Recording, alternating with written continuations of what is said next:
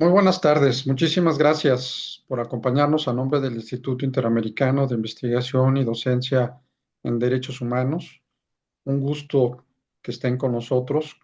Como siempre, saludar con afecto a nuestros queridos colegas y amigos en Ecuador, en Colombia, en Argentina, asimismo como en los diversos estados de la República Mexicana.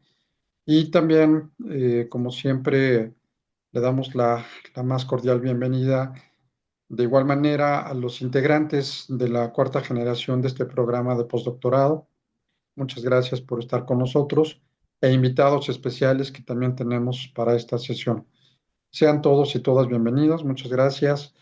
En esta tarde, noche, vamos a hablar sobre un tema que ya se ha discutido sobre la dignidad, pero es menester, sobre todo en este programa especializado en derechos humanos, trabajar de la manera más profesional y más profunda y más seria sobre lo que representa la dignidad humana, en este caso con la ponencia de hoy titulada La dignidad y razón práctica, una aproximación just filosófica.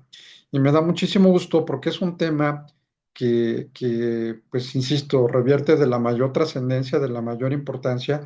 Y me da muchísimo gusto también que haya aceptado esta invitación a un querido amigo, colega, conocedor, un gran experto, como lo es el doctor Jesús Armando Martínez Gómez. Me permitiré leer algunos antecedentes curriculares de nuestro invitado de esta sesión.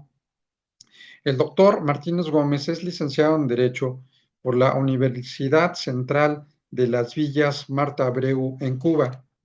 Asimismo, es licenciado en Filosofía por la Universidad Mikhail Lomozov en Rusia. Es maestro en Globalización y en Derecho por la Universidad de Girona en España. También es maestro en Bioética por la Universidad de Valencia en España. Profesor investigador de la Facultad de Derecho de la Universidad Autónoma de Querétaro e igualmente coordinador del Centro de Investigaciones Jurídicas, doctor Héctor Fix Zamudio. Por otro lado, es coordinador de la Maestría en Ética Aplicada y Bioética y fundador y miembro del Grupo Colegiado Bioética y Derecho. Es miembro también de la Academia Nacional Mexicana de Bioética, capítulo Querétaro, y responsable de la Cátedra de Investigación, Neurociencia, Inteligencia Artificial y Derecho. También el doctor es integrante del Sistema Nacional de Investigadores, autor de diversos libros, artículos, capítulos, principalmente en los temas de filosofía del derecho, bioética y derechos humanos, y asimismo, las líneas de investigación de incidencia social que está llevando a cabo se manejan principalmente sobre los ejes de la bioética, derecho y educación, asimismo en la neurociencia, inteligencia artificial y derecho. Pues como verán, no podríamos tener mejor expositor para esta sesión tratando un tema tan interesante, insisto, como la dignidad, en este caso la dignidad y razón práctica, con esta aproximación just filosófica. Mi querido doctor, bienvenido. Muchas gracias por estar con nosotros y te cedo el uso de la voz.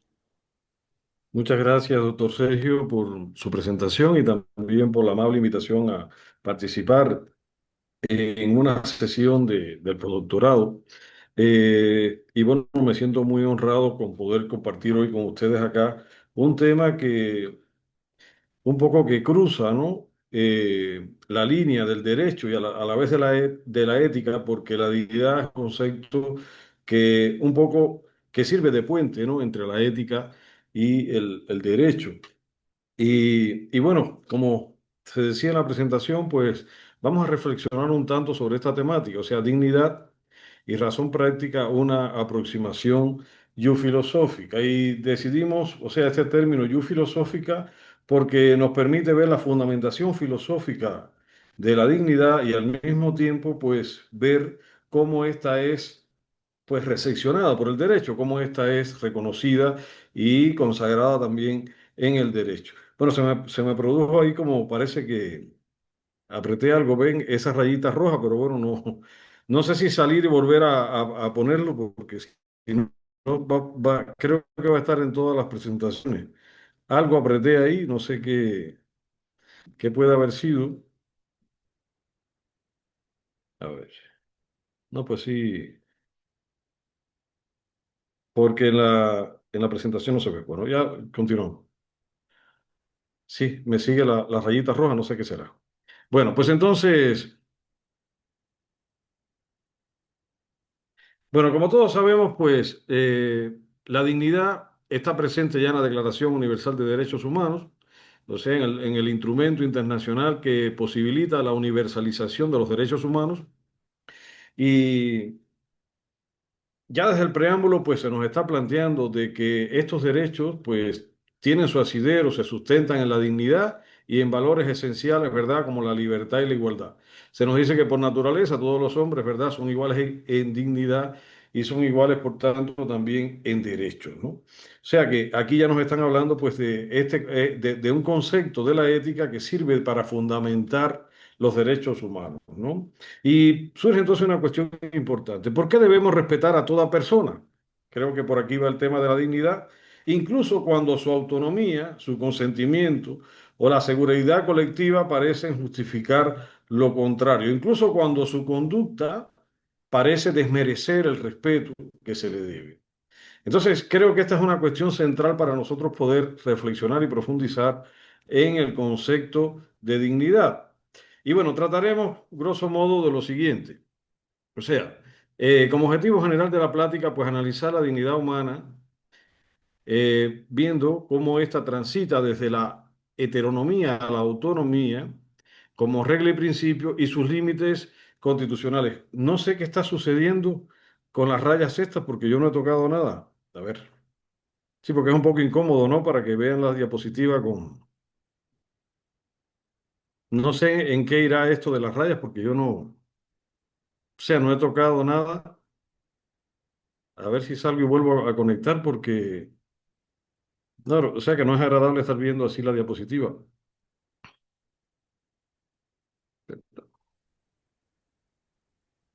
No sé a qué se debe eso.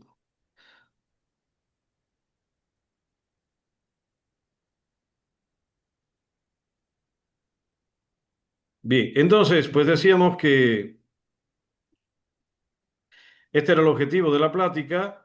Y bueno, veremos entre otros por los siguientes conceptos. O sea, hablaremos de la razón práctica, de la dignidad como regla y como principio, de la ponderación, del consentimiento y la relación con las interpretaciones actuales de la dignidad, la seguridad. Hablaremos también algo al final de muerte digna. Y bueno, como estrategia didáctica, vamos a comenzar hablando de los fundamentos filosóficos de la dignidad para ver después su recepción en el derecho y finalmente vamos a ver cómo se aplica en el derecho este concepto. Y ya al final de la plática, pues trataremos de analizar algunos casos un poco para contextualizar las ideas que vamos a ir exponiendo, ¿no? A lo largo de esta plática. Y bueno, nosotros o sea, nos basamos sobre todo en estas publicaciones nuestras. La primera es la dignidad como fundamento del respeto a la persona humana. Está un poco ya antigua, pero hay algunos elementos que se retoman. El contenido y alcance de la dignidad como fundamento de los derechos humanos, que es un trabajo que publicamos en el año 2022. Racionalidad jurídica y derecho a la vida, en el cual, a partir de la metodología principalista que hoy está presente en algunas de las teorías neoconstitucionalistas, pues se analizan estas cuestiones, sobre todo a partir de proyectos de leyes que también pues tienen en cuenta la dignidad como uno de los argumentos, ¿no? Para proponer leyes proeutanásicas. Y finalmente, y sobre todo, este trabajo que es más reciente, que se titula así, Dignidad, Razón Práctica y Derecho. Yo puse 2024 por error, este trabajo es del año pasado, ¿no? Es del 2025. Entonces, pues bueno, son más o menos las obras en las que nosotros nos vamos a basar y bueno, muchas de las citas que van a ver pues están en estas obras, ¿no? Entonces, bueno, vamos a comenzar pues analizando la etimología, ¿no? El origen de esta palabra. La palabra dignidad pues viene del latín dignitas, dignus, que entre otras cosas pues significa merecedor de respeto. O sea, que nosotros nos merezcamos ese respeto. ¿Por qué nos deben de respetar? Sería la cuestión clave, ¿no? Y notamos que en la antigua Roma el significado de esta palabra estuvo asociado sobre todo al prestigio ganado por hombres de Estado y funcionarios en torno a las cuestiones públicas, ¿no? Y en su origen, por tanto, denotaba un alto estatus social, los honores y el trato respetuoso que se debía a alguien que ocupara esa posición. Marco Aurelio, por ejemplo, nos dice en las meditaciones, se debe respetar a lo mejor y excelente, es decir, aquello que se sirve de todas las cosas y que las gobierna. Y los estoicos pues van a interpretar un poco la dignidad en otro sentido. Va a ser en el sentido de una cualidad intrínseca y distintiva de los seres humanos como especie, o sea, no como persona natural, no como fundamento de la igualdad de las personas, sino como expresión de la superioridad de los seres racionales, de los seres humanos con respecto a todos los demás seres, ¿no? Entonces, en este sentido, pues el pensamiento estoico desarrolla sus ideas sobre la dignidad. Si bien Marco Aurelio pues tiene frases como esta, también era un estoico y por supuesto el peso fundamental en su obra va en esta otra dirección. O sea que aquí vemos dos direcciones ya fundamentales de la dignidad. Y algo común a ellas. Quiere decir que, sobre todo en la primera, el fundamento de la dignidad pues no depende de las personas, sino que depende de un reconocimiento social que se da a la misma en función de los roles que esa persona desempeña en la sociedad. Sin embargo, ya en esta de los estoicos, pues vemos ya que hace alusión a una cualidad intrínseca, ¿no?, de los seres humanos. El cristianismo, pues también estableció bases importante para el reconocimiento de la dignidad, porque reconoce la igualdad ontológica de todos los seres humanos, que por ser creados, y por ser creados sobre todo a imagen y semejanza de su creador, pues esto les confiere ya cierta dignidad, ¿no? Y esta dignidad es reconocida como dignidad ontológica, ¿no? Y bueno, esta frase del Génesis que todos hemos leído en algún momento, ¿no? Dice, hagamos a los hombres a nuestra imagen según nuestra semejanza, ¿no? Jesús de Nazaret, de alguna manera, pues encarnó esa idea de dignidad, mostrando cómo podía el hombre redimirse de la pesada cruz del pecado mediante el sacrificio, haciendo presente entre los hombres la concreción de la imagen de Dios. O sea, un poco que el hombre, pues, trae a colación el fundamento, ¿no?, de la dignidad. Entonces, en la Edad Media, pues se siguen desarrollando sobre todo estas ideas ya en el campo de la teología. Y, por ejemplo, Tomás de Aquino reconoce el valor intrínseco de la persona e identifica en ella el sujeto de la dignidad. Este es un elemento importante. Ya de Aquino, pues comienza a asociar la dignidad con un sujeto específico, quiere decir con la persona. Y aquí, pues, tenemos unas citas que nos dan un poco la idea que nos quiere transmitir. Así dice de Aquino. La personalidad pertenece necesariamente a la dignidad y perfección de una cosa en cuanto corresponde a la dignidad de tal cosa existir por sí misma. Y fíjense, aquí hay un elemento importante, existir por sí mismo. Esto nos lleva a la idea esta actual de que lo que tiene dignidad tiene un valor en sí. ¿Qué es lo que se entiende por el término persona? O sea, la persona es lo que existe por sí mismo, donde el principio de acción está en sí mismo y no en elementos exteriores o causas exteriores. Persona significa, dice Tomás de Aquino, lo que en toda la naturaleza es perfectísimo. Es decir, lo que subsiste en la naturaleza racional. Fíjense, subsiste en la naturaleza racional. Y como quiera que subsistir en la naturaleza racional es de máxima dignidad, todo individuo de naturaleza racional es llamado persona. Y por supuesto, en el marco de la teología cristiana, pues esa razón es un punto de contacto, ¿verdad?, entre el creador y la criatura. O sea, tenemos eso en común, aunque en menos grado.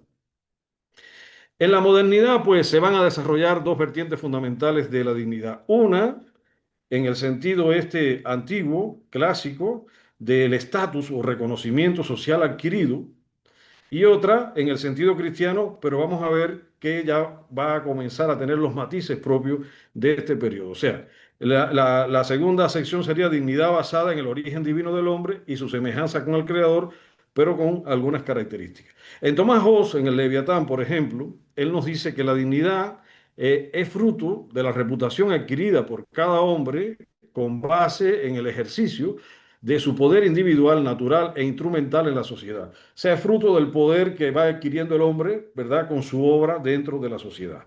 Y dice, la estimación pública de un hombre, que es el valor conferido a él por el Estado, es lo que comúnmente denomina dignidad. Y muy importante porque en este mismo pasaje, en el Leviatán, él comienza a hablar del precio y la dignidad y un poco que no diferencia mucho a los hombres de las cosas en cuanto a la relación del valor de la cosa y el valor del hombre, ¿no? Según, pues, la labor que realiza el hombre, según el rol que desempeña el hombre, pues así va a ser su valor, igual que en función de la utilidad de la cosa va a ser su valor. Es más o menos la idea que él nos recrea en esta parte de su obra, ¿no? Y entonces, una figura importante ya desde el Renacimiento, que retoma esta concepción cristiana, pues fue precisamente Giovanni Pico de la Mirandola, y precisamente él desarrolla esta segunda idea moderna de la dignidad, que si bien se va a desarrollar a partir de la concepción cristiana, se inclina a favor de reconocer la dignidad en base a cualidades que por naturaleza van a distinguir a los hombres, permitiéndoles conformar y conducir su vida con autonomía. Y fíjense este pasaje, ¿no?, de su obra Discurso sobre la dignidad del hombre. Él nos dice, oh Adán, no te he dado ni un lugar determinado, ni un aspecto propio, ni una prerrogativa peculiar, con el fin de que poseas el lugar, el aspecto y la prerrogativa que conscientemente elijas y que, de acuerdo con tu intención, obtengas y conserves. La naturaleza definida de los otros seres está constreñida por las precisas leyes por mí prescritas. Tú, en cambio, no constreñido por estrechez alguna, te la determinarás según el arbitrio a cuyo poder te he consignado. Te he puesto en el centro del mundo para que más cómodamente observe cuánto en él existe. Entonces, un poco que aquí nos está planteando de que el hombre fue creado, ¿verdad?, como un ser libre, y algo muy importante en este pasaje que él insiste en esta hora es que a la hora de elegir, si el hombre elige a favor de lo que le prescribe Dios, pues él crece y se perfecciona. Y sin embargo, si él elige en sentido contrario a lo que prescribe Dios, pues él degenera en la escala biológica. Es muy interesante esa idea, ¿no? Pero vemos que ya gravita en torno precisamente al libre albedrío, que va a ser un elemento esencial para entender la idea de dignidad en la modernidad. Eh, Precisamente, pues esta es una de las notas, yo diría, que definen la concepción moderna de la dignidad, o sea, el reconocimiento de la autonomía como base de la dignidad. Y este filósofo y jurista alemán, Samuel Pufendorf, pues comienza a desarrollar ideas que incluso van a servir de base al pensamiento de Immanuel Kant, muy reconocido, ¿verdad? Su teoría es una de las que más trasciende desde la modernidad. Y nos dice precisamente Pufendorf, la dignidad de la naturaleza humana, su primacía sobre los otros seres vivos, exigiría que las actuaciones humanas fueran realizadas conforme a una cierta norma, sin la cual no serían posibles orden, civilidad y belleza. ¿Y qué se puede plantear?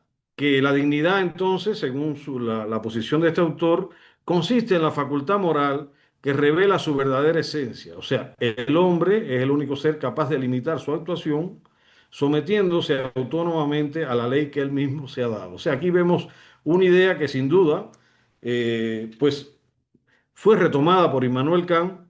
Por tanto, señala, no se trata de una dignidad ontológica, sino de ontológica, o sea, de actuar por respeto a la ley moral, ¿no? Immanuel Kant, pues, desde nuestro punto de vista, pues es la figura que más profundizó en el concepto de dignidad y, por supuesto, su concepción de la dignidad también es la más polémica. En el pensamiento moderno y aún en la actualidad, pues, es difícil que se haga un estudio sobre la dignidad y no se evoquen estas ideas de Kant, si bien son muy debatidas, ¿no? Kant reconoce a la razón y a la libertad como aquellas cualidades distintivas del hombre, o sea, aquellas que permiten reconocerlo como persona, que le van a posibilitar autodeterminar su vida conduciéndose conforme a los imperativos de su razón y sustraerse a las acciones de las leyes naturales. Quiere decir que el mundo de la moralidad es el mundo de la libertad, es el mundo de los fines, como decía Kant. Por eso, incluso en algún pasaje de su obra, él dice de que si la libertad no existiera, tendríamos que inventarla para poder nosotros tener el mundo moral. O sea, el mundo de la moralidad no es posible explicarlo ni fundarlo en otra idea que no sea la de la libertad. Y con relación a esto, él introdujo una idea importante, la idea del reino de los fines. ¿Qué es el reino de los fines? Es el enlace sistemático de distintos seres racionales mediante leyes comunes. Y esas leyes comunes son las leyes morales, y esas leyes morales son las leyes que emanan precisamente de la voluntad humana, pero ejercida en función del respeto a la humanidad, o sea, no con fines empíricos ni egoístas, ¿no? Entonces, él plantea, en el reino de los fines, todo tiene un precio o una dignidad. Aquello que tiene precio puede ser sustituido por algo equivalente. Digamos, yo puedo intercambiar un par de zapatos por un par de medias o por dinero. En cambio, lo que se halla por encima de todo precio y por tanto no admite nada equivalente, eso tiene dignidad. O sea, lo que tiene dignidad tiene un valor en sí y no necesita expresarse en otro valor, ¿no? O sea, como las cosas que pueden expresar su valor en otras como equivalentes, no, no hay nada equivalente a la dignidad. Solo tienen dignidad, nos dice él, la moralidad y la humanidad en cuanto es capaz de moralidad. Quiere decir que para ser digno tenemos que ser capaces de moralidad. Y esta moralidad es entendida por Kant como aquella condición bajo la cual un ser racional puede ser un fin en sí mismo, puesto que solo por ella es posible ser miembro legislador de un reino de los fines. Y el reino de los fines es de esos seres que son racionales y son libres, y por tanto, para poder vivir moralmente, nada puede constreñir su libertad al no ser su propio albedrío. Quiere decir que nosotros, los seres humanos, como seres propios del reino de los fines, constriñen su conducta, autorregulan su conducta a partir de un imperativo personal, autónomo y no heterónomo. Si conducimos nuestra conducta y guiamos nuestra conducta o motivamos nuestra conducta por cualquier tipo de elemento o contenido que no esté en la persona, que sea externo, que sea de un tercero, entonces ya mi conducta no va a ser moral, mi conducta va a ser legal. O sea, es la gran diferencia entre autonomía y heteronomía. Si yo actúo respetando un código o una norma que otro me da y que me obliga a cumplir, mi conducta es legal según Kant. Para que mi conducta sea moral, yo tengo que regir mi conducta por un mandato que solo mi razón me puede dar. Entonces, esto lo lleva pues a formular eh, su imperativo categórico, o sea, hacer la tercera formulación de su imperativo categórico, la cual reza así, o sea, obra de tal modo que te relaciones con la humanidad, tanto en tu persona como en cualquier otro, siempre como fin y nunca solo como medio. Y esto es muy importante, ¿no? Siempre como fin y nunca solo como medio. Los hombres, por supuesto, que nos usamos mutuamente, pero ¿cuándo es lícito hacerlo? Siempre que el otro dé su consentimiento, esté consciente, porque si yo entonces utilizo a otra persona para lograr un fin sin su consentimiento, sin que la persona esté enterada, entonces la estoy instrumentalizando. Y si la degrado a la condición de medio, la estoy degradando a la condición de cosa. Entonces no va a ser persona, va a ser una cosa, ¿no? Y va a tener entonces precio y no va a tener dignidad. O sea, por ahí pues entonces va esta idea de Immanuel Kant. ¿Qué ocurre? Que la concepción kantiana de dignidad es una concepción formal. Y esta es la razón por la cual, pues el concepto de dignidad formalmente se puede aplicar de manera muy generalizada y universal, pero el gran problema es cuando nosotros vamos al contenido de la dignidad. ¿Cuál es el contenido de la dignidad? Y aquí comienzan las interpretaciones. A partir de estos análisis de contenido, pues hay algunos autores que plantean que este es un concepto inútil, que no sirve para nada, que al final se puede reducir a cualquier otro concepto y que de hecho, a la hora de tomar decisiones, lo hacemos basados en otros conceptos que son fundamentales, que son menos abarcadores, menos abstractos, porque dado su nivel de abstracción, pues la dignidad no nos sirve para fundamentar en el plano concreto de la vida las decisiones. Y esta es la posición, por ejemplo, de Ruth Macklin, de James Griffin, de Arthur Schopenhauer. De alguna manera, pues todas estas críticas, ¿no? Van en la idea de que al final la dignidad pues, puede ser sustituida por el respeto, por la autonomía, por la autodeterminación.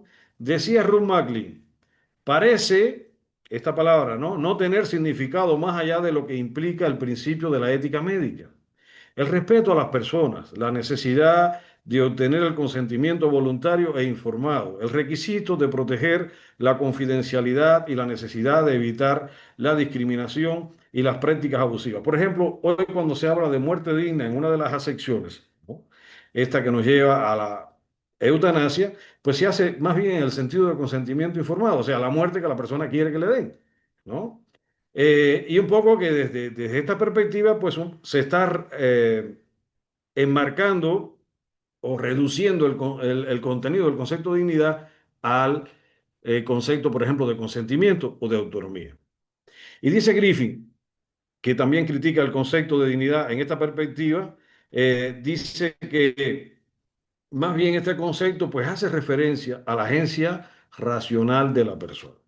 Y Schopenhauer planteaba, la noción de dignidad es una expresión sumamente vaga, imprecisa, que apunta muy indirectamente a su intención y que para cada caso de su aplicación requiere previamente una explicación, precisión y modificación especial, pero en general dice, es insuficiente, dice poco y además es problemática. Más bien, incluso en otro pasaje nos dice que es tautológica, ¿no? Bueno, entonces, pues tratando de superar esta dificultad, algunos autores, pues hoy hacen una distinción importante entre lo que se denomina dignidad ontológica y dignidad moral. ¿Qué ocurre? Que Schopenhauer nos decía que, dada la abstracción de este concepto, pues entonces vamos a ser injustos con las personas, porque si a todos los respetamos por igual, no importa lo que hagan, pues esto quiere decir que el concepto este es inútil en la vida social. Porque ¿cómo yo voy a respetar igual a una persona que no respeta el orden público, que atenta contra los demás, que aquella que observa las normas y es respetuoso y apoya a la vida de los demás en la sociedad, ¿no? ¿Y qué ocurre? Muchos autores pues comienzan a hacer esta distinción entre dignidad ontológica y dignidad moral, sobre todo autores de formación personalista. La dignidad ontológica se refiere a la naturaleza racional y libre propia de todos los seres humanos, o sea que al final, por ser seres racionales y libres, todos tenemos esa dignidad y por eso debemos ser respetados. Sin embargo, la llamada dignidad moral, ¿a qué hace referencia? Pues hace referencia al ejercicio de esa dignidad ontológica. O sea, alude al uso que da el hombre a la libertad con el fin de realizar la dignidad ontológica. Y por ejemplo, el año pasado pues salió este instrumento de la Iglesia Católica, o sea, esta declaración que se llama así, Dignitas Infinitas, sobre la dignidad humana. Y bueno, esta idea, sobre todo en la introducción y la primera parte, pues ampliamente desarrollada, ¿no? Los que quieran profundizar en esta idea. Decía Norbert Hoster que el principio de la dignidad solo puede ser sensatamente entendido en el sentido que implica proteger las formas legítimas de autodeterminación humana. Por lo cual, dice él, es inevitable que la aplicación de este principio esté vinculada con un juicio valorativo moral, ¿no? Nos dice él. O sea, al final sirve para legitimar formas de autodeterminación humana. Y Ronald Dworkin señala que hay dos ideas centrales en el concepto de dignidad. Los hombres pertenecen a la comunidad humana y por tanto es injusto cualquier trato a un hombre que no sea congruente con ese hecho, o sea, de perder esa dimensión de que es un ser humano. Y al mismo tiempo dice, todos los miembros de la comunidad humana tienen derecho a igual consideración y respeto por parte del gobierno.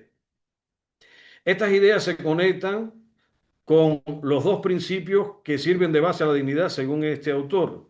el principio del valor intrínseco, o sea, la dignidad como valor intrínseco de toda persona o de toda vida humana, y el principio de la responsabilidad personal en la realización de la propia vida, que se relaciona a su vez con otros principios. Según Dworkin, estos otros principios con que se desarrolla este último principio de la responsabilidad personal son el principio del autorrespeto, o sea, una persona digna, en primer lugar, se debe respetar a sí mismo. O sea, respeto de reconocimiento de la condición de persona, o sea, no de aprecio por los logros. Quizás yo tenga más o menos logros, llegue a ser más reconocido o menos reconocido socialmente, pero eso no impide el respeto que yo me merezco y que los demás me deben profesar. Y en segundo lugar, el principio de autenticidad, o sea, la respuesta a nuestra situación y los valores que consideramos apropiados, o sea, la defensa de esos valores que realmente pues consideramos que son fundamentales y con los cuales nosotros estamos identificados, ¿no? Entonces, otro de los autores que ha reflexionado mucho sobre este concepto es Robert Alexy, y Robert Alexy nos dice que la dignidad es un concepto complejo que integra un elemento descriptivo que tiene que ver con el contenido de la dignidad y un elemento normativo. Su núcleo, dice él, es la autonomía, pero entendida, según él, como concepto de persona. O sea, la autonomía de la persona, no la autonomía como una facultad independiente. Y dice él que ser persona implica conciencia reflexiva, especialmente la reflexividad normativa, o sea, autoevaluarse como correcto o incorrecto. Cuando yo puedo tener conciencia si estoy actuando bien o estoy actuando mal, eso es uno de los aspectos que distinguen a la persona como sujeto de la dignidad. Y Marta Nussbaum señala que la dignidad se conecta en capacidades humanas básicas, o sea, libertades sustantivas, y ella da una relación como de 7, como de 10 aproximadamente. Dice, la vida digna exige superar un umbral mínimo de capacidades, o sea, vida, salud física, integridad física, sentidos, imaginación y pensamientos, emociones, razón práctica, afiliación, juego y control sobre el propio entorno, etcétera, ¿no? Sin embargo, ella distingue dos pilares fundamentales. Uno es la razón práctica, o sea, la facultad para planificar la vida conforme a la concepción individual del bien que tiene cada persona. Y en segundo lugar, la afiliación, o sea, condiciones para relacionarse y convivir sin humillación. O sea, son dos elementos importantes. Uno, me permite planificar mi vida según mis valores. Y en segundo lugar, otro me permite comunicarme con los demás, pero sin humillarme, o sea, con base en el respeto. Ahora, bueno, como podemos ver, pues comienza a analizarse la dignidad desde una postura heterónoma. eh, con el paso del tiempo, pues las fundamentaciones autónomas de la dignidad comienzan a ser preponderantes y, por supuesto, se comienza a cuestionar también el sentido y alcance de este concepto con base en su contenido, ¿no? Y bueno, vamos a ver ahora brevemente pues lo que tiene que ver con su aplicación, ¿no? Y aquí nos remitimos un poco a la idea de Kant de la razón práctica, ¿no? Dice Kant que la razón determina a la voluntad de dos maneras fundamentales. En primer lugar, mediante principios prácticos empíricos que determinan la voluntad según la materia objeto de la facultad de desear. Por ejemplo, esto tiene que ver con lo siguiente, o sea, yo determino la voluntad por mis necesidades, por mis deseos, por el afán de lograr la felicidad. Entonces, todo aquello que me beneficia, pues motiva mi acción y lo que no me beneficia, no. O sea, este es el resorte, por ejemplo, del utilitarismo, pero en definitiva, él se basa en motivos concretos de nuestra vida para motivar la moralidad de los actos. Y también se puede aplicar con base en principios prácticos universales que son abstractos y determinan la voluntad según la forma. O sea, por ejemplo, el imperativo categórico kantiano. O sea, la primera formulación que nos dice del imperativo de Kant, actúa de forma tal que la máxima que guíe tu conducta se convierta en una norma universal, en una legislación universal. O sea, en este sentido, yo tengo que observar el imperativo no con base en su contenido, sino con base en una abstracción. O sea, mi conducta es moral si yo respeto la ley moral, no importa el contenido, no importa lo que ocurre. Y Kant pues, da muchos ejemplos en su obra, sobre todo Fundamentación de la Metafísica de las Costumbres, con relación a esto. Digamos, no mentir es una regla. Si me están torturando, ¿debo decir la verdad o debo mentir, ¿no? Según Kant, si realmente eres moral, ni en esos casos tú debes de mentir, ¿no? Aunque te cueste la vida o le cueste la vida a alguien, ¿no? Bueno, un poco que él es muy categórico en este sentido, ¿no? ¿Por qué? Porque ser moral significa actuar por deber, no por inclinación, no por deseo, no por mi provecho, sino solo respetando la ley moral. Entonces, los primeros principios, o sea, estos principios prácticos empíricos, permiten formular máximas como imperativos hipotéticos. Imperativo hipotético es aquel que está sujeto a una condición. Por ejemplo, si quieres curarte o si quieres tener salud, pues debes dejar de fumar. ¿Cuándo aplica dejar de fumar o hacer deporte? Si yo quiero curarme o si yo quiero tener una vida sana. Si yo no quiero, pues ya ese imperativo pues no aplica, ¿no? Por eso él le llama a estos imperativos hipotéticos, que dice él que son capaces de determinar la voluntad de manera condicional, relativa. Ahora, mientras que los imperativos estos segundos, universales, categóricos, dan lugar a leyes prácticas universales únicas con capacidad para determinar la voluntad de manera absoluta. O sea, cuando yo actúo buscando de que el móvil de mi actuación se convierta al mismo tiempo en una ley universal. Por ejemplo, pido dinero, no soy solvente, no puedo pagar la deuda. ¿Se justifica que no pague la deuda, según Kant? Pues dice Kant que no se justifica. ¿Por qué razón? Porque si yo enuncio este motivo como una ley universal, me doy cuenta de que es absurdo no pagar la deuda. Porque si yo digo que las deudas se pueden pagar siempre y cuando los individuos se encuentren en una situación solvente, pues esto va en contra de las relaciones, ¿no? Financieras, porque nadie va a querer prestar dinero. O sea, entonces, a través de este tipo de ejercicio, pues Kant nos está demostrando con esta forma de ley que se puede aplicar a cualquier situación si es moral o no. O sea, esa es la perspectiva. Claro, sobre esto se ha escrito mucho, no quiero profundizar ahora en aras del tiempo, ¿no? Porque también hay sus críticas, pero lo importante es que se vea de que él sobre todo se va a centrar en el carácter formal de la ley, no en el contenido de la ley, que se puede aplicar en distintas circunstancias, ¿no? Entonces, sobre la naturaleza jurídica de la dignidad, ¿qué podemos plantear? La dignidad es una categoría ética clave para la comprensión y fundamentación de la moralidad y las obligaciones morales. Está claro que es un concepto de la moral, no es un concepto propiamente del derecho. Y entonces la pregunta es, ¿por qué su inclusión en los instrumentos jurídicos de derechos humanos si este es un concepto moral? Igual que justicia, ¿no? Justicia es una categoría de la ética.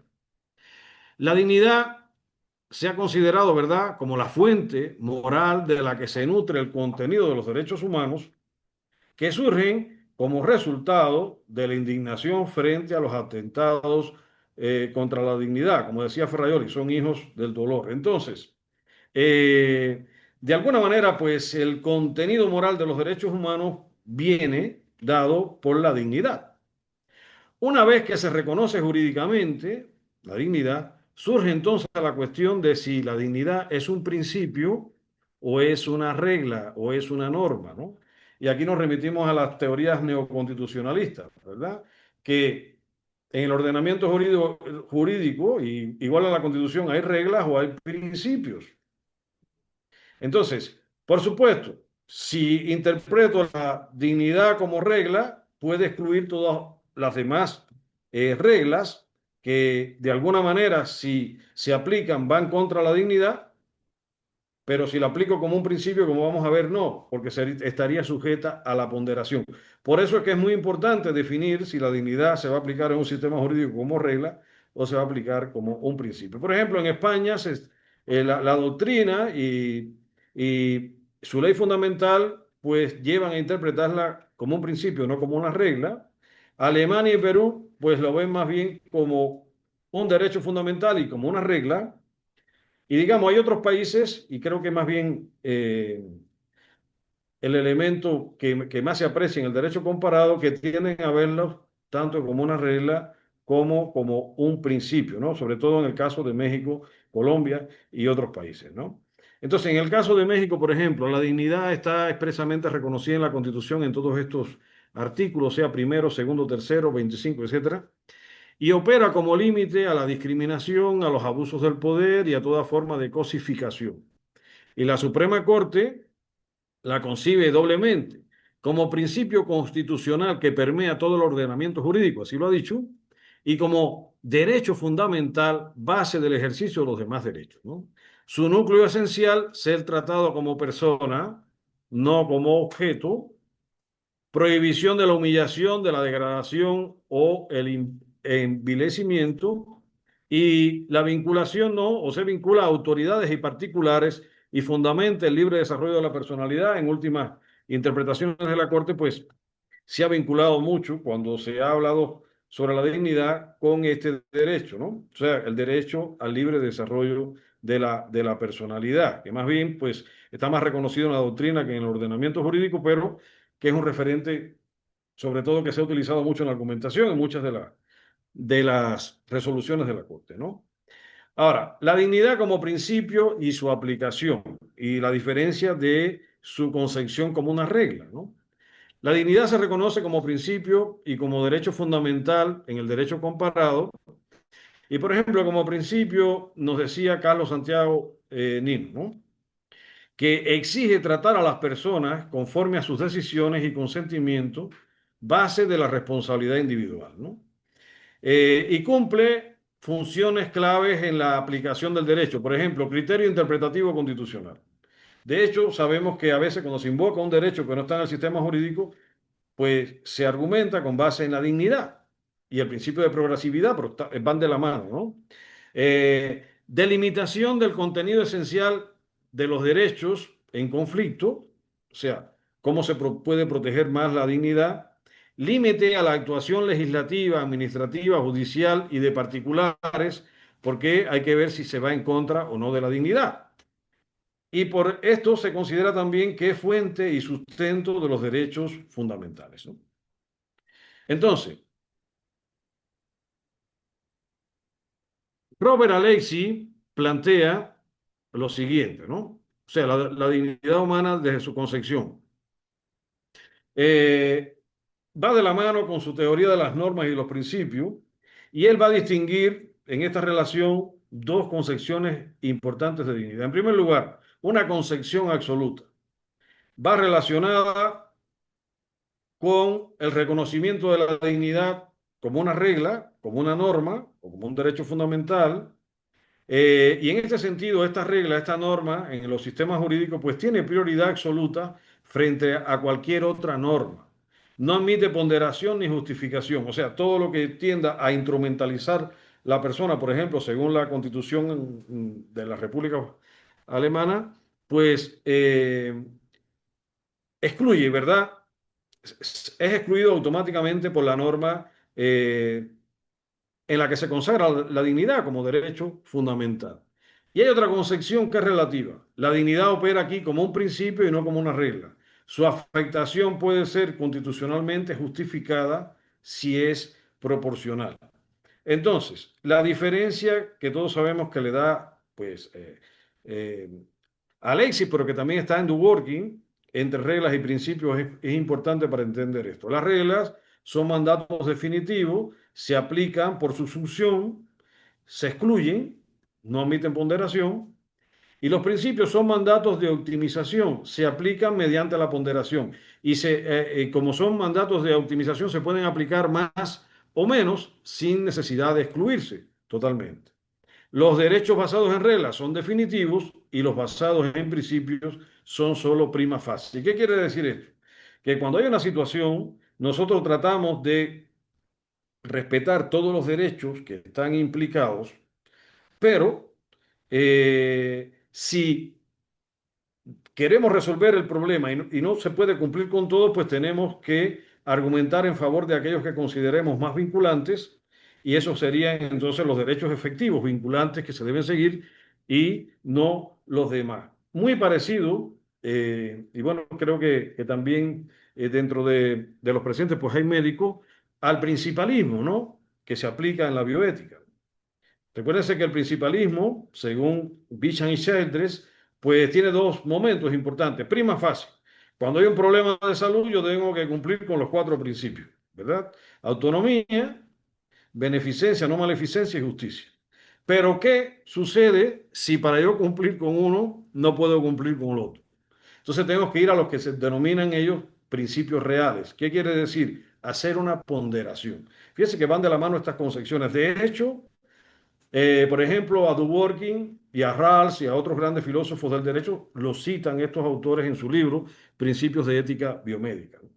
Poco que el principalismo tomó también en la bioética un poco también de esta doctrina filosófica norteamericana. Entonces hay que ir a la ponderación. Por ejemplo, si alguien está en el estadio terminal de la enfermedad y pide que se le adelante la muerte para no sufrir más, ¿ante qué situación están los médicos o el comité de ética en el caso de que se lleve esta situación al análisis de un comité?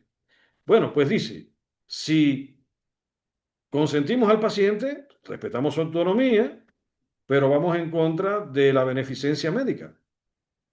Entonces, ¿qué quiere decir? Si prima facie yo quería cumplir con los cuatro, aquí me encuentro con lo siguiente, que para que el paciente se quede satisfecho o se pueda respetar lo que él quiere, pues entonces tengo que dejar de incumplir con la beneficencia. Y si la eutanasia no está reconocida en el ordenamiento jurídico, no está despenalizada y legalizada, quiere decir que yo voy también en contra de la justicia, ¿verdad?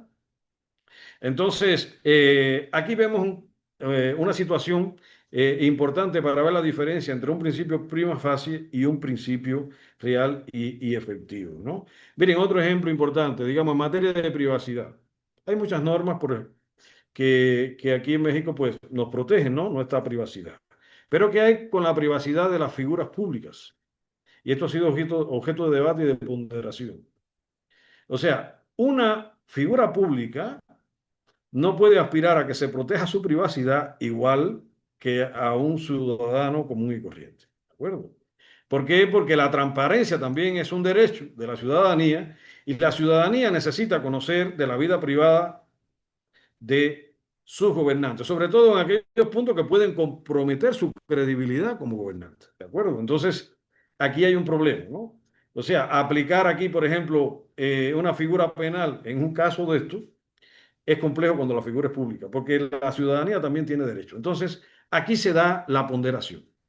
Bueno, entonces vemos que las reglas excluyen y los principios no, los principios se pueden cumplir más o menos y pueden ser ponderados. Esto significa que si yo aplico, o sea, si el sistema jurídico aplica la dignidad como regla, excluye todo lo que vaya en contra de ella, pero si lo aplica como principio, iría en igualdad de condiciones con otros principios como la libertad, la igualdad, etcétera, y tiene que ser ponderado según las condiciones del caso.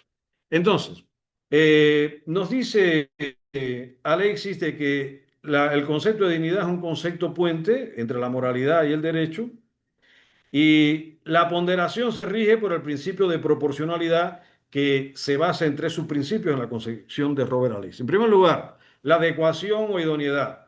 Quiere decir que mis argumentos tienen que adecuarse y los medios que yo trato de que se reconozcan por la argumentación tienen que verse en relación con el principio que se persigue favorecer.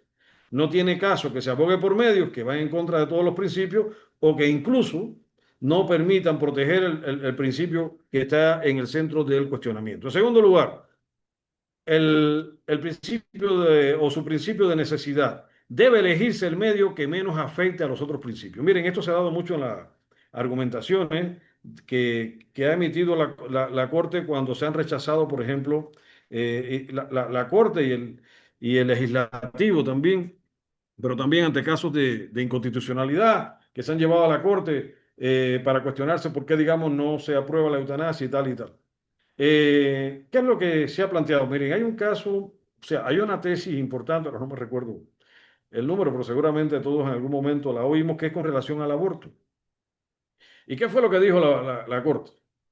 Que el aborto constitucionalmente pues no existía ningún fundamento para prohibir el aborto. ¿Y qué dijo la Corte? Que si se prohíbe el aborto y en este caso, se protege la vida del nasciturus, se dejarían de proteger muchos otros derechos de la mujer. El derecho a la autonomía, a la libertad, al libre desarrollo de la personalidad, en fin, ¿no? Entonces, en la ponderación, ¿qué dice? ¿O qué dijo la Corte cuando hace la ponderación? Y esto ha sido muy típico en los países que en los últimos años han despenalizado la eutanasia. Que, por supuesto, que pesa más proteger un sistema de derechos que un solo derecho, que es el derecho a la vida. Claro, esto es porque, de cierta manera, la doctrina que impera hoy en día más bien es una doctrina de tipo neoconstitucionalista, en este sentido, y eh, favorece, ¿no?, la interpretación de derechos fundamentales como principios, ¿no? Porque si no, digamos, en épocas anteriores, claro que el derecho a la vida excluiría cualquier otro derecho, pero ya no se está pensando igual, ¿no? O sea, según la necesidad debe elegirse el medio que menos afecte a otros principios. Y por último, el subprincipio de proporcionalidad en sentido estricto. O sea, a mayor afectación de un principio, mayor debe ser la importancia del otro. Diga, si yo voy a aprobar un principio que me genera más situación, o sea, más problemas en el sistema jurídico y me atenta contra más derechos, pues entonces este lo debo desechar y debo aceptar otro que compromete menos el respeto de otros derechos.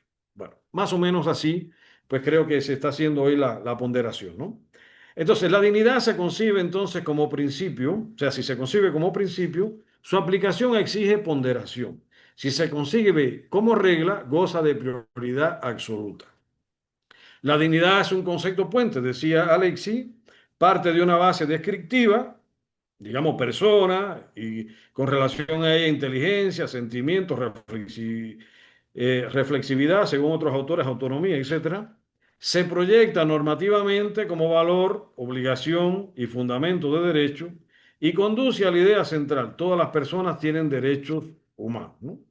Ahora, si relacionamos esto con las ideas que ya estuvimos analizando de Immanuel Kant, la dignidad como regla, pues nos lleva de la mano a esta visión de Kant de la razón práctica cuando se aplica de una manera formal, ¿verdad? Como una regla universal. Y la dignidad como principio, pues nos lleva a esta otra acepción que menciona Kant de aplicación de la razón práctica de una manera, o sea, no atendiendo a la forma, sino al contenido, a la materia, ¿no? Al contexto.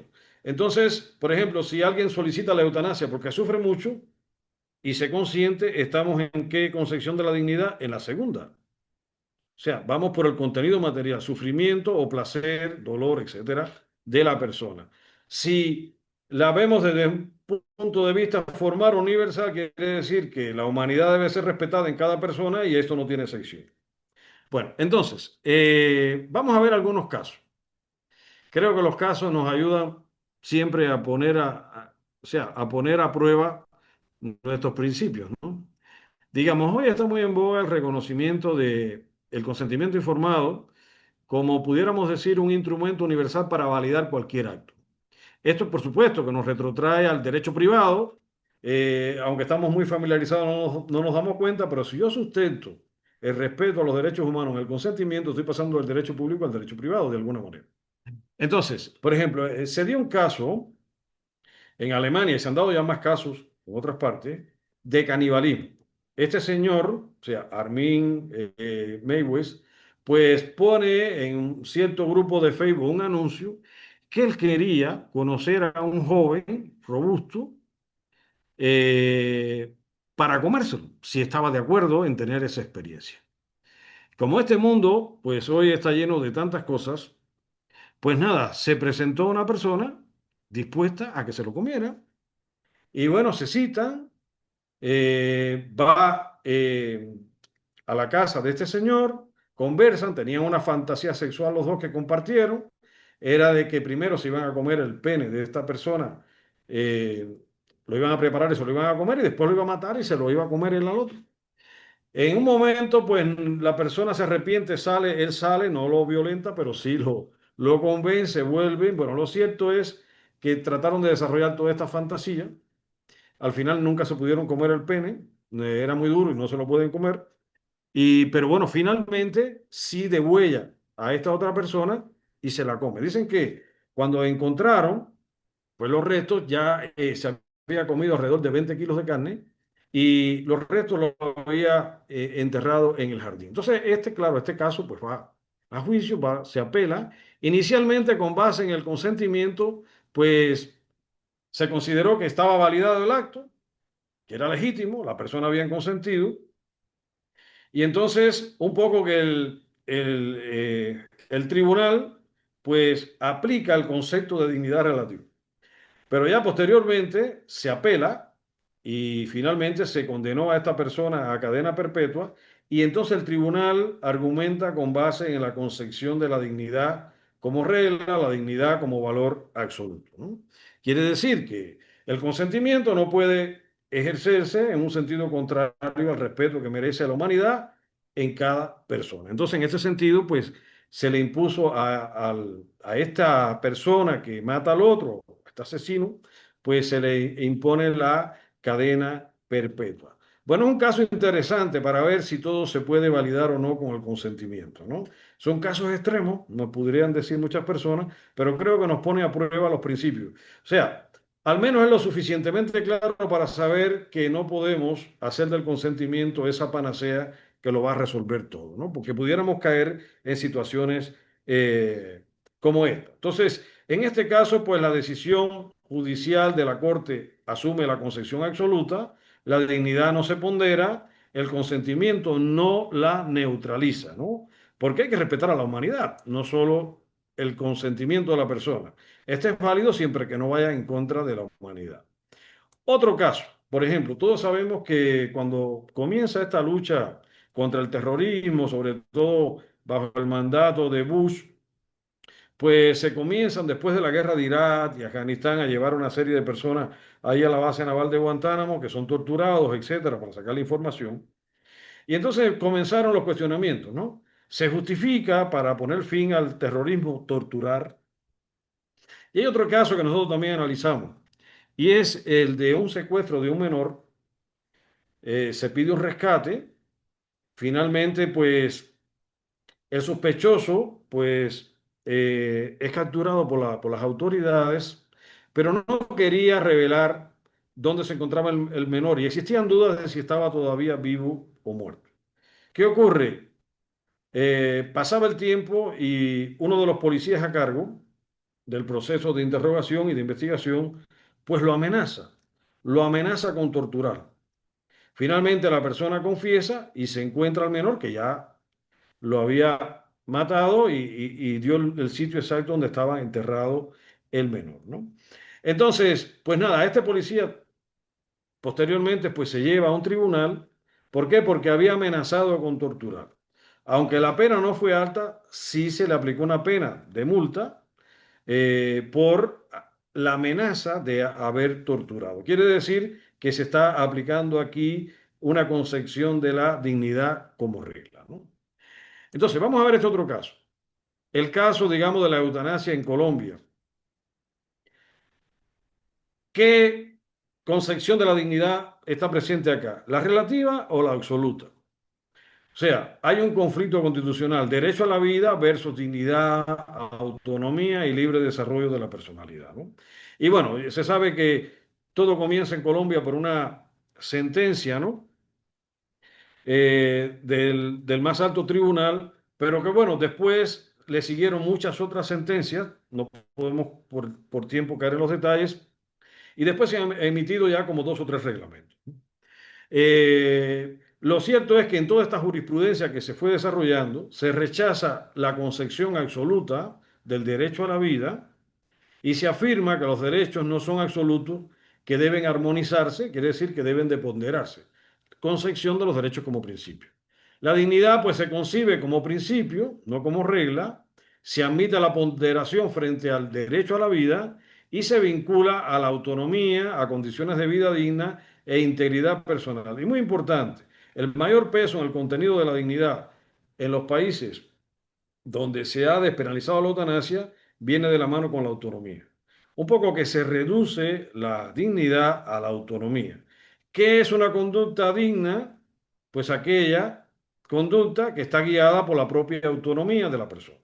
Siempre que se toman decisiones con el consentimiento de la persona, pues estas decisiones son correctas moralmente y respetan su dignidad. Si la persona quiere que le adelante la muerte, pues finalmente el adelanto de la muerte, pues es respetuoso de la dignidad. Entonces viene este concepto polémico de muerte digna, ¿no? Que un poco contradice, bueno, buena parte de la doctrina, ¿no? Que se ha venido desarrollando. Entonces, resultado, la ponderación explícita y la despenalización de la eutanasia en supuestos estrictos y con consentimiento, ¿no? Si invocamos aquí las ideas de Lacey, pues ¿qué nos dice? La aplicación clara de la concepción relativa, ¿no? De la dignidad, o sea, la dignidad como un principio ponderable frente a otros principios, ¿no? A otros derechos interpretados también como principios. Por ejemplo, la libertad y la autonomía frente al derecho a la vida y frente a la dignidad, que ahora es entendida como muerte digna, ¿no? Entonces, en el caso de España fue parecido. Eh, También en España, pues, no hace mucho se despenaliza la eutanasia y el Tribunal Español, pues, el alto tribunal español venía, el Tribunal Supremo, en varias de las sentencias, pues, desarrollando una jurisprudencia. Su jurisprudencia iba en el sentido de que la dignidad se sustentaba en el ejercicio de la autonomía. Y esto fue un elemento clave cuando se trata de, eh, cuando se trata de impugnar la propuesta de ley a favor de la asistencia médica para morir que rige hoy en España. Y precisamente, pues el tribunal que rechaza la apelación, ¿no? Contra contra la aprobación de esta ley, pues sencillamente pues invocó esto, o sea, que la jurisprudencia pues ya venía remarcando la idea de la dignidad en el sentido de el ejercicio libre de la autonomía.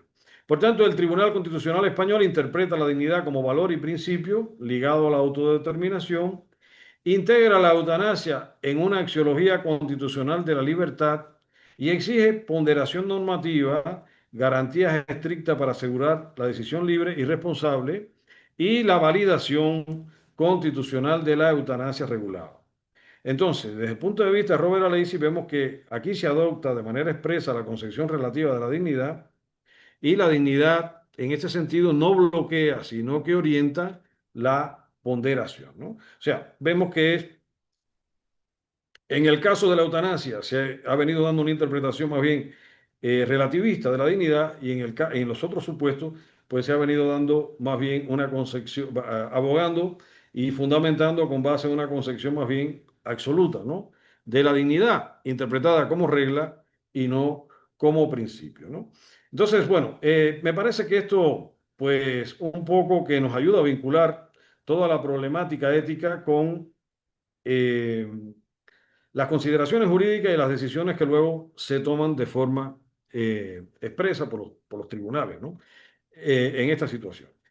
Bien, entonces, uno de los conceptos más polémicos que es el de muerte digna. ¿Qué se entiende en general por muerte digna? Porque hay muchísimas definiciones.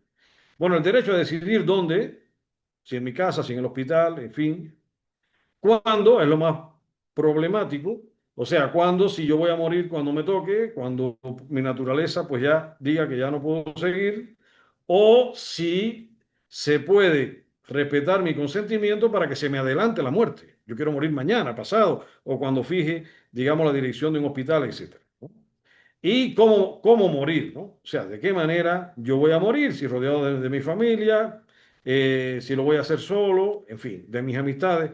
Bueno, entonces, la cuestión fundamental ha estado siempre en relación a esto, ¿no? O sea, al cuándo. Y esto ha dado lugar a dos interpretaciones importantes de muerte digna. Una muerte digna que pudiéramos considerar mínima, o sea, que llega hasta el derecho a rechazar tratamiento para evitar el sufrimiento inútil y el encarnizamiento médico-terapéutico, o hasta el derecho a que se nos provoque la muerte, ¿verdad? Médicamente asistida, ¿no? Que es el caso de la eutanasia. Eh, en la muerte digna mínima, pues la acción consistiría sobre todo en omitir o retirar tratamientos fútiles, inútiles, desproporcionados, etcétera. Y en el caso de la eutanasia, pues la acción médica directa para poner fin a nuestra vida o auxiliarnos, ¿verdad? Para que nosotros le pongamos fin a la vida, quiere decir a través del suicidio médicamente asistido.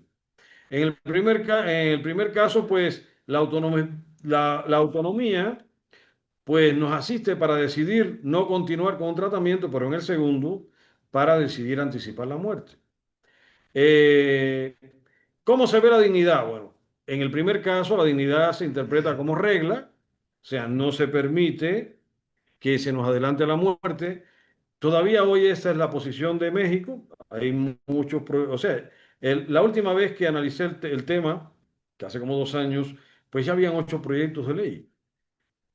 Se está preparando, creo, otro proyecto de ley, se estaba impulsando. Entonces, pero bueno, no se habían aprobado todavía estos proyectos de ley. De manera que, digamos, la concepción que está presente en las normas de voluntad anticipada, que ya hay unas 16 entidades federativas que tienen normas de voluntades anticipadas, pues se aplica en estas normas la concepción de la dignidad como regla y no como principio, ¿no? O sea, de plano, de manera expresa, se dice, llegamos hasta la ortotanasia, pero no hasta la eutanasia. Y en este caso, pues cuando se aplica el concepto de muerte digna, incluyendo a la eutanasia, pues entonces la concepción de la dignidad que se está aplicando es la dignidad como principio, la concepción relativa de la dignidad. O sea, se puede ponderar. Y haciendo una lectura de Alexi, pues en el primer caso no hay ponderación, en el segundo caso, si se admite la eutanasia, sí estaríamos ante la ponderación. Y en el caso de México, pues está aceptada, o sea, se aceptan las leyes de voluntad anticipada, pero no en el sentido de la eutanasia, solo en el sentido de rechazar tratamientos, y no es reconocida a nivel federal, pues, ni todavía ninguna entidad federativa hasta el momento, pues la eutanasia, ¿no? Ni el derecho a la eutanasia. Entonces, esa es la situación que tenemos a nivel nacional. Como conclusiones, en primer lugar, consideramos que la dignidad humana no es solo un valor interpretativo, sino el fundamento formal del orden moral y jurídico. Cuando la dignidad opera como principio, orienta la ponderación; cuando opera como regla, detiene la ponderación. La autonomía expresa la dignidad, pero no la agota, ni puede disponer de ella, ¿no? Quiere decir esto, que la dignidad no se puede reducir a la autonomía, porque también la dignidad hace referencia al respeto de la humanidad. Reducir la dignidad a la voluntad individual privatiza la protección de los derechos humanos. Un Estado constitucional es legítimo solo mientras trate a toda persona como fin en sí misma, incluso frente a su propio consentimiento. La dignidad permite elegir cómo vivir y cómo morir, pero impide que la humanidad se convierta en objeto de elección. Bueno, estas han sido nuestras reflexiones y bueno, quiero pues reiterar el agradecimiento a los organizadores, ¿no? de esta plática, especialmente al doctor Sergio por la invitación y bueno, a todos ustedes por su atención. Y bueno, quedamos atentos si hay alguna pregunta, comentario, pues con gusto pues la escuchamos y podemos responder también a sus dudas o preguntas. Gracias. Muchas gracias, doctor. Verdaderamente una cátedra magistral, te felicito. La profundidad, la forma de cómo nos fuiste llevando, los casos, verdaderamente, mis primeras palabras de felicitación y admiración. Yo creo que nos quedamos con la teoría de Schopenhauer, ¿no? Es un tema todavía confuso, que merece meditación, que merece análisis. Y bueno, ¿en dónde está la verdad plena para poder resolver estos casos de la dignidad humana cuando se nos presentan este tipo de circunstancias just filosóficas, como bien las has llamado? No sé si alguien quisiera hacer alguna pregunta, algún comentario sobre la ponencia, por favor, si quiere habilitar su micrófono y le escuchamos. quien quiera hacer el uso de la voz. Adelante, Gerardo, te escuchamos. Muy buenas noches a todos. La verdad es que me quedo por de boca esta noche. Eh, eh, No, no te escuchamos, Gerardo. No se escucha. Este último tema de la eutanasia, incluso de Se está cortando, las Gerardo, no te personas hasta para escuchamos. el bien morir. Y esta,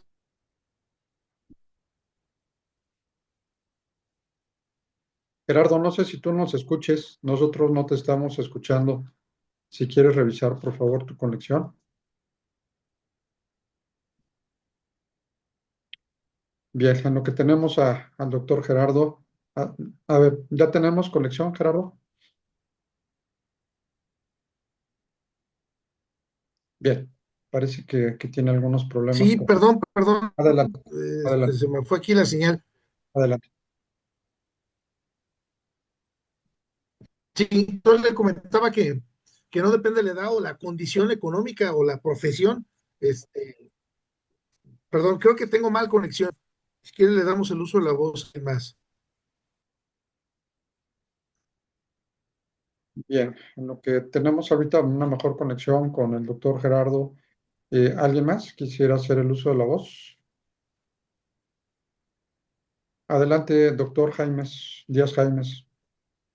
Yo creo que el principio de dignidad va a consolidarse cuando las leyes reconozcan cuál es el fin real de esto. La dignidad, entonces, considerando lo que aquí se dijo, pues es algo o debe ser algo práctico si está en la ley. Si está en la ley, podemos, los que andamos en esto, pues asegurar y garantizar que se aplique la ley, que se aplique la Constitución.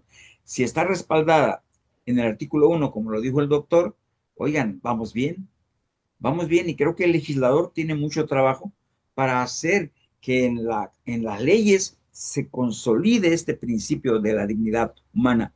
Hay más opiniones, yo me quedo con eso, pero me parece que entonces este principio de dignidad debe estar en la ley y está en el artículo 1 de la Constitución, como ya lo dijo el doctor, pero tendría que analizarse bien toda la parte dogmática de la Constitución para ver exactamente dónde está reconocida la dignidad. Muchas gracias. Gracias, doctor. Bueno, pues sí, en la Constitución, pues están varios artículos y más bien se refiere a respetos específicos, ¿no? Que en determinadas áreas, pues, demanda la persona, ¿no?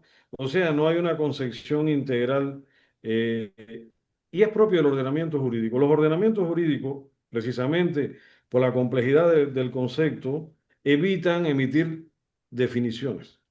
Le dejan la interpretación a los jueces porque saben lo complicado que es emitir definiciones, ¿no? De hecho, la Declaración Universal de Derechos Humanos tampoco define la dignidad, ¿no? Se puede interpretar de que se trata de una concepción justnaturalista, cuando nos dice que por naturaleza todos tenemos dignidad, que esta es una cualidad intrínseca, pero como tal no nos define la dignidad. Es muy complejo, ¿no? Poder definir la dignidad. También pudiéramos caer en la falacia naturalista, o sea, si yo reduzco la dignidad a una de sus expresiones, quiere decir que la parte prescriptiva del término yo la voy a inferir de la descripción, ¿no? O sea, de un es no se debe inferir un debes. Esto es un problema, ya ustedes saben, de la lógica, ¿no? O sea, que prescripciones no se infieren de descripciones, ¿no? Entonces, quizás por todas estas razones, pues los legisladores pues no nos dan una definición de dignidad, ¿no? Y se habla en abstracto de la dignidad. Pero bueno, es un referente y también por eso pues vemos que diferentes tribunales pues están fallando de manera distinta y están interpretando de manera distinta. Hay algo claro. Por supuesto que debemos seguir directrices y la doctrina también es una directriz en manos de los jueces a la hora de decidir, pero lo cierto es que el derecho se aplica caso por caso, ¿no? Igual que la moral. Entonces creo que en cada momento, pues cada caso lleva una interpretación, ¿no? Y un poco que estas teorías neoconstitucionalistas nos están moviendo en esta dirección. no a una dirección positivista de línea dura, ¿no? Como tradicionalmente se interpretaba el derecho, sino a una más flexible, ¿no? Donde nos permite, pues, evidenciar la presencia de normas y de principios y hacer una ponderación, ¿no? Para no dogmatizar, ¿no? La interpretación y la aplicación del derecho, ¿no? Pero como decía el doctor Sergio, aquí no hay recetas ni nadie tiene la verdad absoluta. La realidad es compleja y a la hora de ponderar y de subsumir en una regla un caso, pues todo esto está precedido por un trabajo arduo de interpretación y argumentación jurídica. O sea, el derecho generalmente es complejo y sobre todo en estas situaciones que hemos analizando, pues es muy difícil a veces, pues, eh, poder determinar con absoluta precisión qué norma o qué regla vamos a aplicar. Entonces, creo que este tema pues va de la mano con esto. Pero bueno, al final, si algo aporta la fundamentación filosófica es que nos ayuda a motivar mejor las decisiones y por supuesto esto ayuda a tener una mayor seguridad jurídica. No, no quiere decir que sea absoluto. Claro. Pero bueno, creo que vamos en esa dirección. Doctor Gerardo, no sé si ya tenemos buena conexión contigo, si quieres intentarle a ver si te escuchamos. Sí, espero que ahora sí me pueda escuchar un poco. Bueno, nada más quería yo aportar que la dignidad humana es el cimiento de todos los derechos, como lo estaba comentando, y por supuesto, pues no depende ni siquiera de la edad, la condición económica o la profesión, ni de los errores que haya cometido cada quien. La dignidad se tiene por el simple hecho de ser persona, y eso estaba tomando nota de todo lo que estaba comentando doctor Armando. Creo que sería mi aportación, y por supuesto lo que comentaba anteriormente del fundamento legal que lo tenemos en el artículo primero constitucional. Gracias, buenas noches.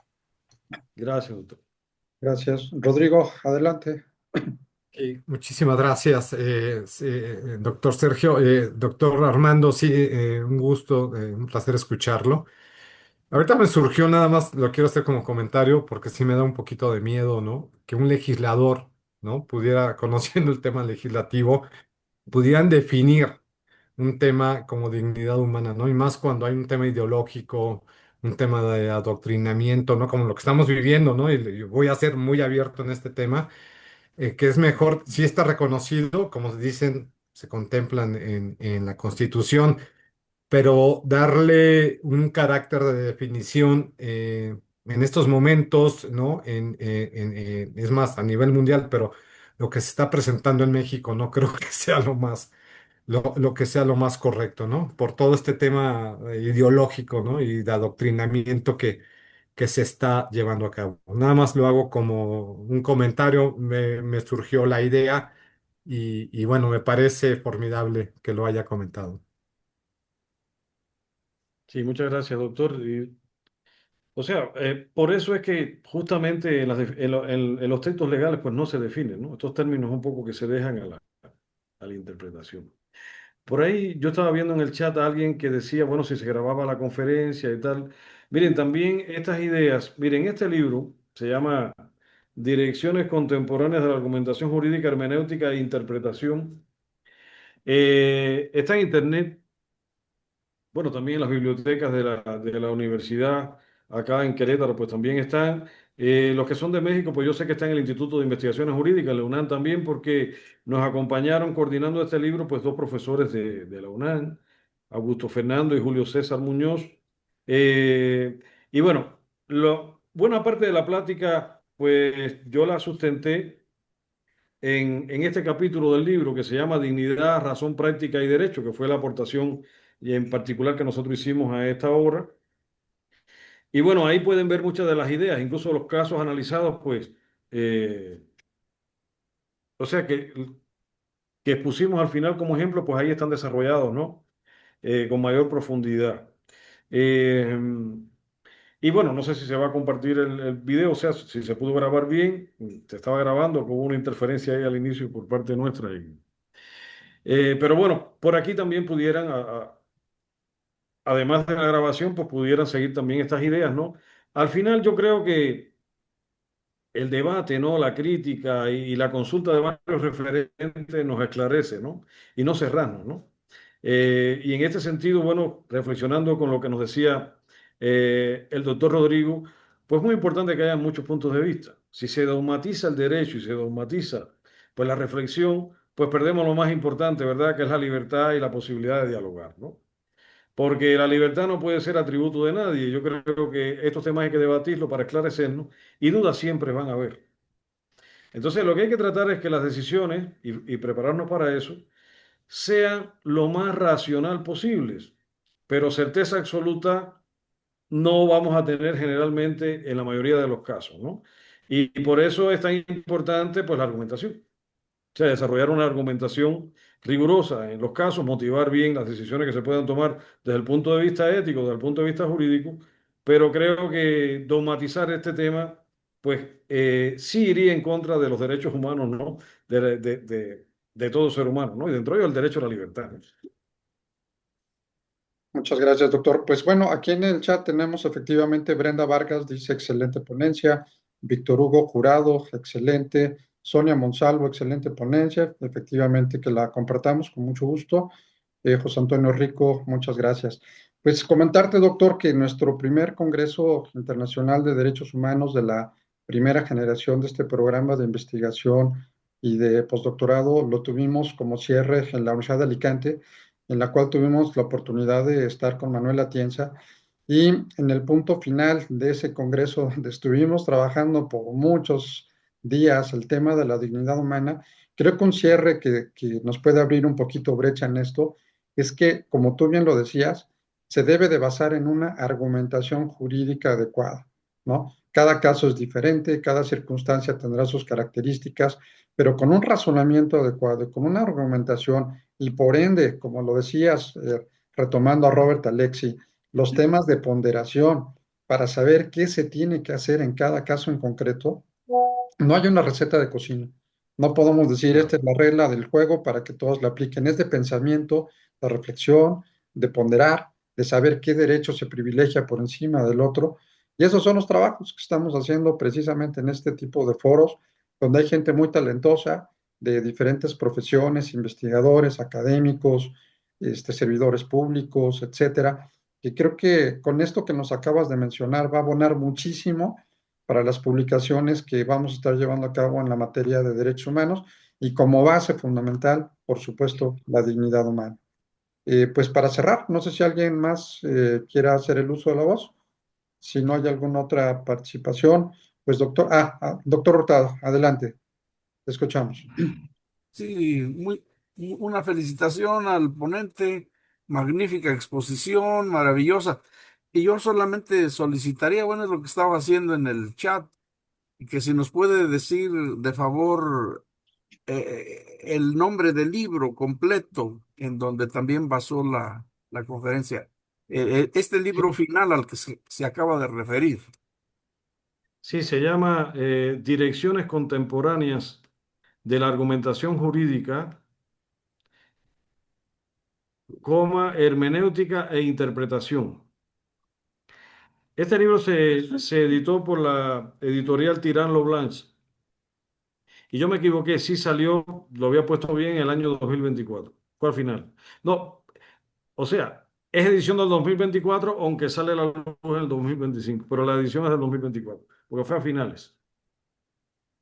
Si tuvieras la referencia del libro, doctor, que me la pudieras pasar y se las comparto para que lo puedan bajar, ya sea en PDF o pedirlo por Amazon o poderlo comprar.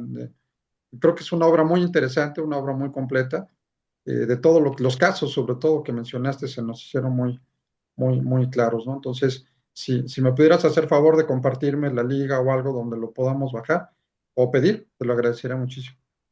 Sí, le voy a compartir la liga de donde se está vendiendo, ¿no? Yo sé que está en Avance o está en Tirán, sé que está en la librería, bueno, del Zócalo, del aeropuerto, de otros, yo he pasado y los he visto ahí. Eh, Lamentablemente, pues, como esto es un contrato con la universidad y se paga, o sea, el contrato es impreso, o sea, en PDF no tenemos la versión de publicación. O sea, sí sé que se vende en línea, ¿no? O sea, pero bueno, sí, con gusto le compartimos la liga. Muchísimas gracias. Pues doctor, cerramos nuevamente agradeciéndote, felicitándote, una cátedra magistral. Verdaderamente conocimos muchos puntos controversiales de lo que es la dignidad humana y es un tema que no vamos a acabar. Yo creo que merece una reflexión permanente. Pues nuestro afecto y admiración, doctor. Muchas gracias por haber estado con nosotros. Muchas gracias, doctor, y muchas gracias también a todos los presentes por la atención prestada a la plática. Gracias. Pues a todos y a todas, como siempre, muchas gracias por su asistencia y participación. Que descansen, muy buenas noches. Gracias. Ya, buenas noches.